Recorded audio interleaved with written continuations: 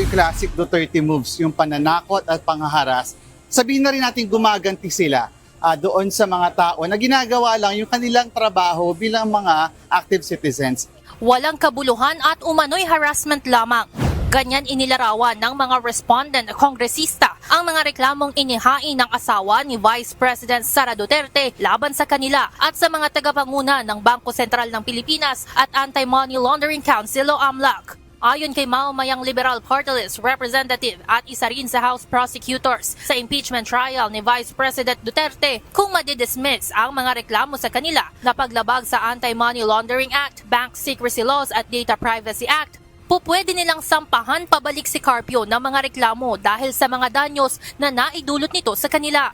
And in fact, as I may add, kung ma-dismiss po itong kaso na to, pwede naman po kami mag-file ng counter charges for damages, for malicious prosecution, even for perjury.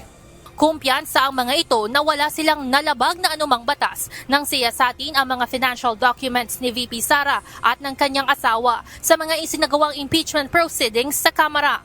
Kaugnay ito ng ulat ng AMLAC na bilyong pisong halaga ng covered at suspicious transactions sa mga bank account na iniuugnay kay VP Duterte at Attorney Carpio. Nirerespeto naman ng kampo ni Attorney Man Scarpio ang opinyon ng mga mambabatas. Ngunit naninindigan ito na may naging irregularidad sa panig ng mga kongresista at iba pang inireklamong resource persons sa pagpresenta at pagkwestiyon sa mga confidential documents ng isang private citizen.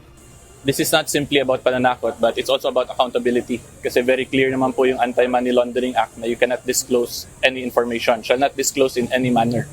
So they disclosed it in the Committee on Justice hearing which was publicly broadcasted. Personal na dumalo kanina sina Congressman Jokno, Sendanya at De Lima sa unang yugto ng preliminary investigations ng Quezon City Prosecutor's Office. Inaasahang magkakaroon ng susunod na pagdinig sa darating na May 29.